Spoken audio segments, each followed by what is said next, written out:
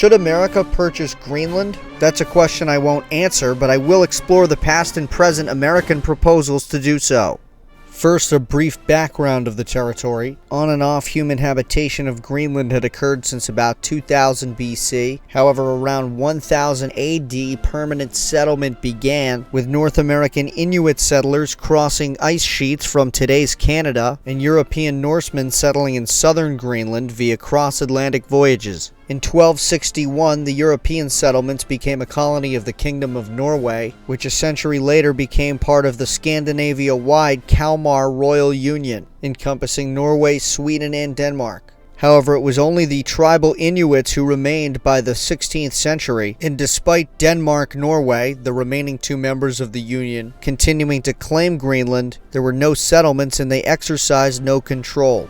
By 1605, King Christian IV of Denmark-Norway commissioned a royal expedition to reassert control over the colony and discover the old settlements which had been abandoned. The expedition was unsuccessful and was followed by two more unsuccessful expeditions the next 2 years. By the late 1600s, various European hunting expeditions had reached Greenland, but permanent settlement did not resume. Iceland had remained under the control of Denmark-Norway, which made another attempt to resettle Greenland in 1721. A joint stock company, the Bergen Greenland Company, was set up to handle the expedition's business affairs, while Lutheran missionaries were sent along with the expedition. The expedition landed at Kangek Island in southwestern Greenland and set up a colony there, 3 years later establishing a Christian mission for the local Inuit population.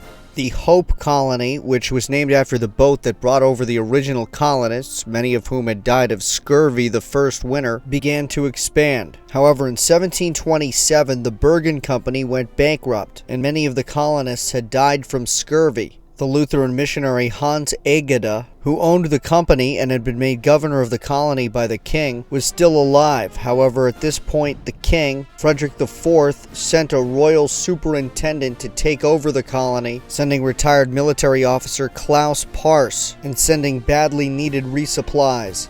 Together with the missionaries, they would establish the new settlement on the mainland of Good Hope, Gotthab, which developed into the present-day capital of Greenland, Nuuk. However, this was mostly unsuccessful once again, and the royal expedition was recalled in 1730, with Egede becoming the superintendent. He and his son Paul would continue to retain political control over Greenland for much of the 1700s. In the meantime, a new mission was launched in 1733, led by the Moravian Protestant Church.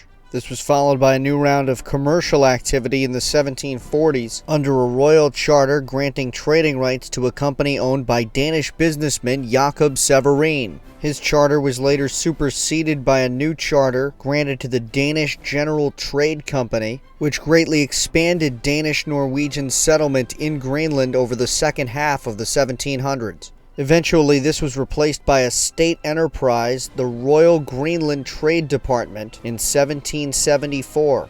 Following this, there were attempts to harness the Inuit population to form a whaling enterprise. However, the Instruction of 1782 totally reorganized royal administration of the colony. It ended the ongoing urbanization of the Inuits and also effectively prohibited the foundation of further Danish-Norwegian settlements. By this time, settlement had extended all the way up the west coast of Greenland, with the 1782 instructions also splitting the territory into two, a north and a south. In 1814, the Treaty of Kiel was signed, which concluded Denmark-Norway's defeat at the hands of Britain and Sweden in the Napoleonic Wars. The treaty broke up Denmark-Norway, with the Royal House of Denmark-Norway retaining the Danish throne. Due to this, Danish-Norwegian overseas territories came under the control of Denmark, despite having historically been associated with the Kingdom of Norway even within the Danish-Norwegian Union. In 1867, Greenland came to the attention of America for the first time. That year, America had purchased Alaska from Russia, and Secretary of State William Seward commissioned a report on the resources of Greenland and Iceland. Seward called the idea worthy of serious consideration. The report was completed the next year, but no American offer was put forth. In 1910, Danish government contacts of the American ambassador floated a proposal to trade the Danish West Indies and Greenland for the island of Mindanao in the American Philippines. Denmark's plan was then to trade Mindanao to Germany in return for the borderlands of northern Schleswig. Ultimately, the proposal did not go ahead. Denmark and America would do business together over the Danish West Indies, the American Virgin Islands, during World War I, and after the war, Denmark would regain northern Schleswig in a plebiscite. The trading monopoly of the Royal Greenland Trade Department was still in effect, and an internal market was set up with Greenland cut off from international trade. The only modification to this status came in 1912 when the Royal Greenland Trade Department was folded into the Danish Ministry of the Interior.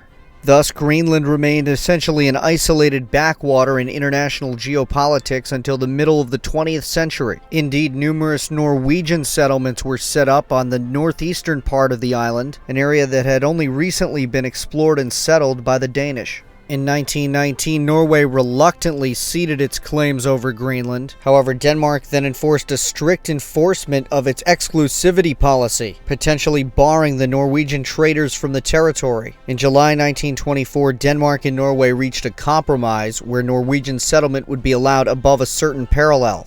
However, by July 1931, Norwegian trading magnate Halvard Devold raised the Norwegian flag above one of their settlements, claiming all of the Norwegian settled land as Norwegian territory, which was declared as the land of Erik the Red. In 1933, a decision by the International Court of Justice confirmed the territory as Danish, and Norway subsequently withdrew. To assert its sovereignty over northeastern Greenland, Denmark established the Sirius Sled Dog Patrol. This was established as an elite military unit of the Danish Navy.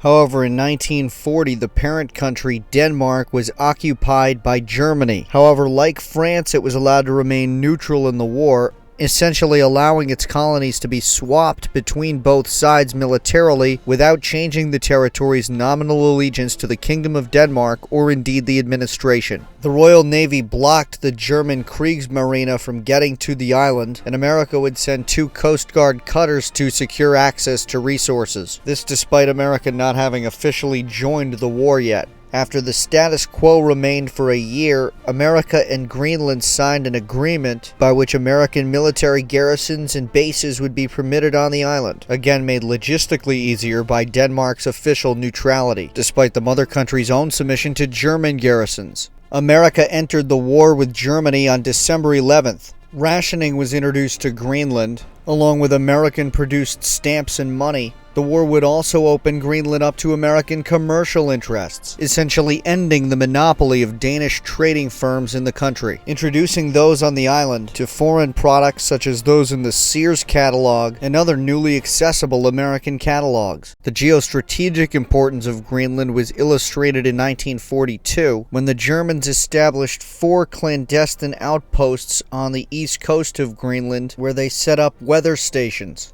Despite Denmark's occupation by Germany and the American troops in Greenland, the Danish Sirius Sled Dog Patrol had remained, and when the Germans in the Sled Patrol's area of northeast Greenland, they were called on to patrol the area and eventually snuffed out the bases, capturing all but one of them, with a final base taken by American forces that October. During the war, America had established 3 air bases in Greenland, and negotiations began for the long-term status of the American presence on the island with the Danish government when they resumed governance over Greenland following the end of the German occupation. This was relatively easy, with Denmark and America now both allies against the Soviet Union. On December 14, 1946, American Secretary of State James Burns suggested that the most clean-cut and satisfactory solution would be a sale of the island to America. He presented this in a memorandum to Danish Foreign Minister Gustav Rasmussen. Burns made the case that this would benefit Denmark, as it would spare Denmark the criticism of having American bases on its soil and save the Danes the cost of administering the territory. Meanwhile, it would save America a jurisdictional step.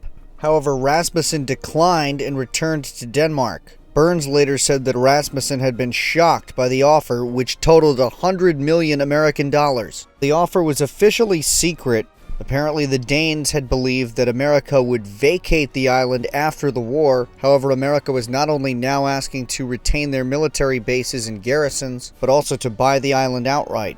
Denmark wanted America not only to not annex the territory, but they also wanted them to leave their bases from the World War II era. By 1948, the Danes had finally agreed to let the Americans stay in Greenland, officially confirmed in a 1951 agreement, allowing America to retain its presence on the island, including the Thule Air Base in northwest Greenland, which remains to this day. American congressional proposals to buy the territory, which had originated during the war years, continued over the next decade or so, and American officials remained in favor of the purchase. However, with rights to garrison troops in the country and retain the Thule Air Base and other bases in the country, America had already secured its Cold War strategic position in Greenland. The base was extremely important, at first for bomber purposes for reaching the Soviet Union, and later for spying on targets deep within the Soviet expanse. During the 1970s, American Vice President Nelson Rockefeller proposed buying Greenland for mining interests. However, the proposal remained private and went nowhere. In 1982, the Thule base became home to the American Air Force Space Command, whose presence continued to this day at the base as the United States Space Force. After the collapse of the Soviet Union, the Thule Air Force Base did remain, and with the rise of Communist China, the American geopolitical importance of Greenland has taken on a new angle. During the original Cold War, Greenland and the Thule base represented a vital geostrategic position, with the main Soviet threat coming from physical proximity. And again, since the Soviet collapse and the end of that threat, the base has nonetheless remained physically important for keeping an eye on the Russian Federation and for Arctic power projection. However, since the start of the Xi Jinping era, the main threat to American influence in Greenland has been the Chinese Communist Party's attempted infiltration of the territory's political and business systems. Greenland, which had been reunified in 1950 and had briefly been made part of the Danish state proper, had been granted autonomy in 1979. In 2008, it gained the ability to conduct foreign business deals. 3 years earlier, the Premier of Greenland had paid an official visit to China. And in 2011, Greenland's Minister for Industry and Natural Resources would make his own visit to China. The Chinese Minister for Land and Resources repaid the visit in 2012, traveling to Greenland. Greenland has struggled for economic investments and was looking for different sources, and also was looking for export markets, with China serving as one of the hubs for Greenlandic fishing. Greenland also began to play a part in China's strategy of rare earth element domination. Throughout 2013 and 2014, various agreements were signed by Chinese mining firms to invest in resource extraction projects in Greenland, especially those involving rare earth elements. In terms of the complicated process of separating the rare earth elements from other compounds, in 2019 it was announced that the China National Nuclear Corporation would be involved in the Greenland operations. This was not the only Chinese investment in Greenland that was ringing alarm bells for America and its allies. With Greenland's investment by the EU and Denmark leaving it short of its fiscal targets, Greenland has been seeking outside investment in other realms, such as infrastructure. This plays into China's global Belt and Road strategy of taking over critical infrastructure or compromising the beneficiaries of projects through debt trap diplomacy. In 2016, a Hong Kong-based company attempted to acquire an abandoned American naval base in southern Greenland. However, this was blocked by Denmark. But in 2017, Greenland's prime minister flew to China and got commercial funding from Chinese state-run banks for 3 commercial airports, including one for the capital, Nuuk. The People's Republic has invested in research facilities and has declared itself to be a, quote, near-Arctic state. Beijing has also announced its intention to create a polar Silk Road, of which the Greenland project plays a major part, in which imitates the debt trap diplomacy China has engaged in throughout the rest of the world as part of the Belt and Road Initiative. The possibility of Greenland defaulting on its loans and Chinese state-run firms taking over critical infrastructure within the same territory as a major American military facility was simply unacceptable to Washington, and it pressured Denmark into granting the loans instead, with the American State Department also promising infrastructure support if required by Denmark and Greenland.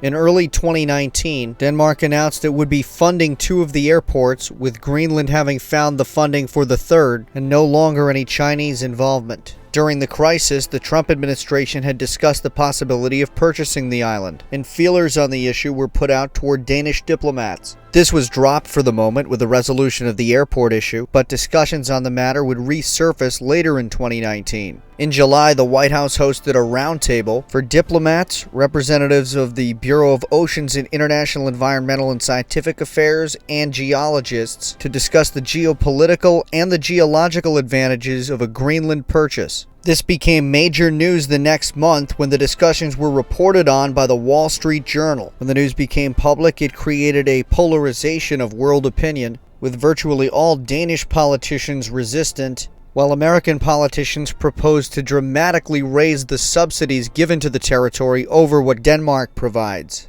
Some segments of the Danish military, while resistant to actually giving up sovereignty of Greenland, saw this as a necessary crossroads and recommitment of Danish domestic policy towards Greenland, and a potential strengthening of its partnership with America in the territory, which had begun to expand beyond the long-running military partnership the previous year with the ousting of the Chinese construction firms. Greenlanders themselves were split on the issue, with some hoping that the proposal would lead to increased Danish subsidies, and others hoping that it would lead to independence, some of whom took that a step further, saying that the independence of Greenland could allow it to join America on its own. To this end, America began overt diplomatic efforts in Greenland, even with the Danish government in Copenhagen resistant to the offer. America announced it would open a consulate in Nuuk. It also began providing grants and also providing aerial survey services to the Greenland authorities. Ultimately, however, the rejection of the Danish domestic administration would result in a brief diplomatic spat. Trump canceled his planned visit to Denmark over the disagreement. However, relations were later shored up by Secretary of State Mike Pompeo. The new American investments in diplomatic efforts in Greenland continued into 2020, and it's clear that America is not playing games in Greenland when it comes to military and resource security. This has in turn forced Denmark to step up its own investment in the territory and to supplant the former CCP-backed investments with Danish loans. What exactly the future holds for the island remains to be seen, but what is certain is that the Danish autonomous country of Greenland will remain a linchpin of regional and global security in the years to come. Thank you so much for watching. Make sure you like the video, subscribe to the channel, and if you can, donate on Patreon. And check out the full Apolitical World Map, which forms the basis for these videos on apoliticalworldmap.org. For now, thanks again. I'm Alex. I'm out.